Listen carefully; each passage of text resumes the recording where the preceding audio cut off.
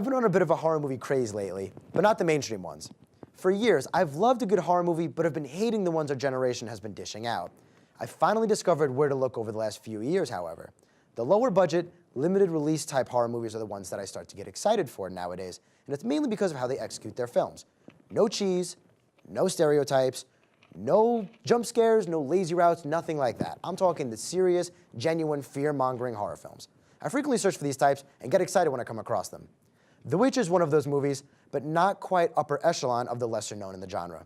The Witch takes place in around 1630s New England area, and after a dispute over religion with the village, a family of 7 is banished and decides to live off the land in a clearing in the middle of a forest. From there, things get stranger and stranger as the family goes from seemingly down in their luck to downright cursed. Our protagonist, Thomasin, played by Anya Taylor-Joy, is the eldest child and forced to deal with a lot, like many eldest siblings are asked to do. A rough relationship with her mother, all while trying to look after her younger siblings, including an infant. Once things start to get out of hand, she is accused of witchcraft after playing a gag on her younger sister, who took it too seriously. Or did she? Witch is a psychological horror film more than anything else. Is Thomasin a witch? Or is she uninvolved whatsoever and the real evil is an outside source driving them against each other? Whichever answer it may be, Taylor-Joy plays the part well. Her expressions often speak better than her own words do, and her younger brother Caleb, played by Harvey Scrimshaw, can be credited for the same. His most important scene is nailed with giving us heart-pounding tension and having us in wonder the whole time. Scratchy! What's happening?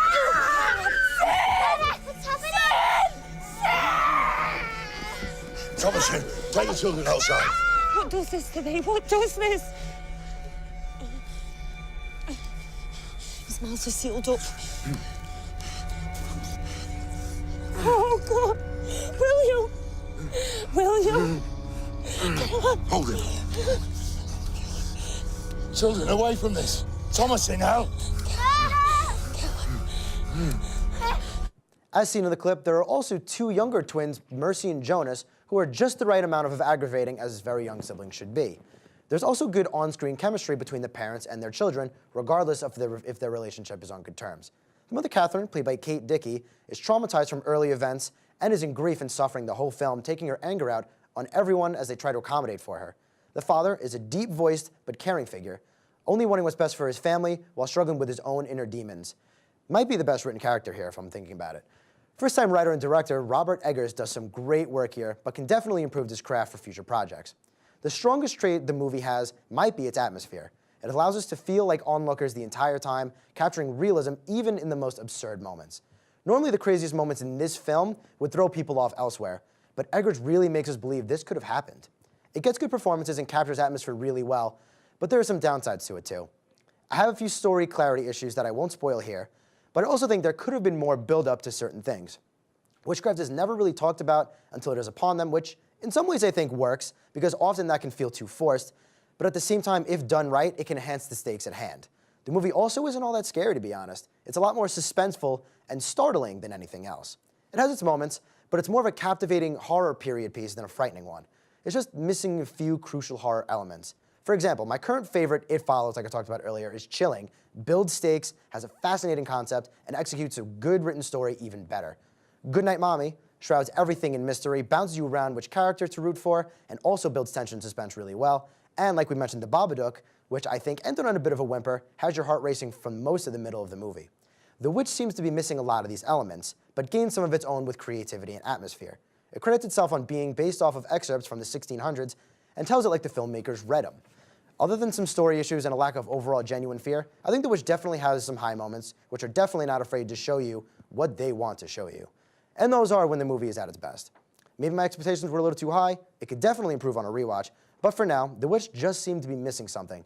At the end, the movie feels like a big piece of unfulfilled potential. A good film that could have been something truly special.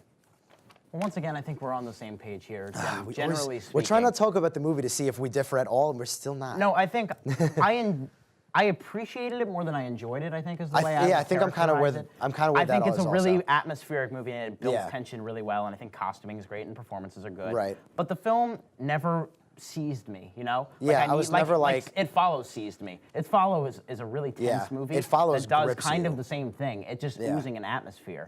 This is not. This has the atmosphere, but it doesn't have the tenseness. No, it that doesn't- You it really doesn't, want from like- a horror movie like this. I think it's the moments that like take you by surprise and are startling do grip you, but the movie and story as a whole does not have you on the edge of your seat. Does not have you like, oh man, what's gonna happen next? It's not quite like that. There's not an intense amount of creepy imagery either or anything. No, like there's that, not. The which- ones that are really yeah. good, but they're like little too.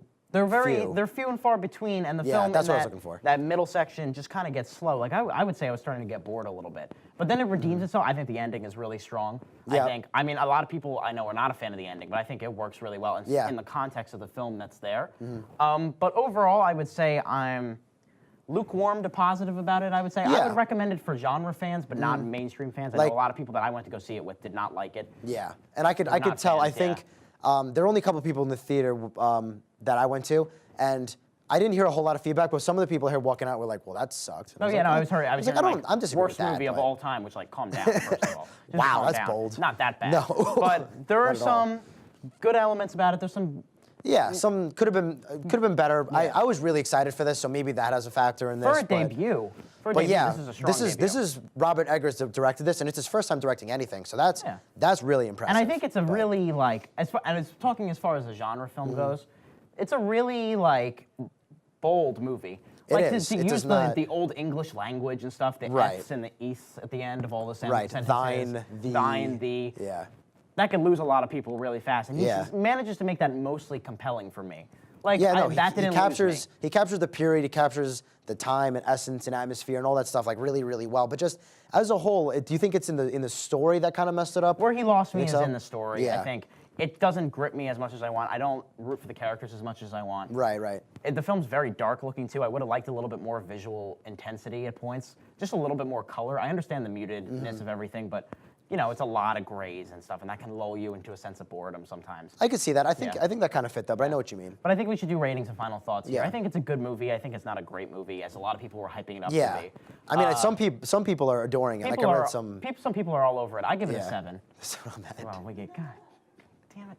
All right. Anyways, so we give it a 7. We try not to do that. We try not to Yeah, do it. it was I mean, it was we can't good. help how we better feel. better than average horror movie, but I've definitely seen better, and I was hoping for better. Yeah. As a whole. Especially, I know you were really excited for this. I I was was. just kind of like, okay, I'll wait and see, because Right. I'm not the biggest horror fan in the world, but I don't think it's any better than See, like. I'm a big fan of Insidious, and I think this Insidious is better than this. I know it's not a comparison, but I'm thinking of 7 out of 10 horror movies that I. Right.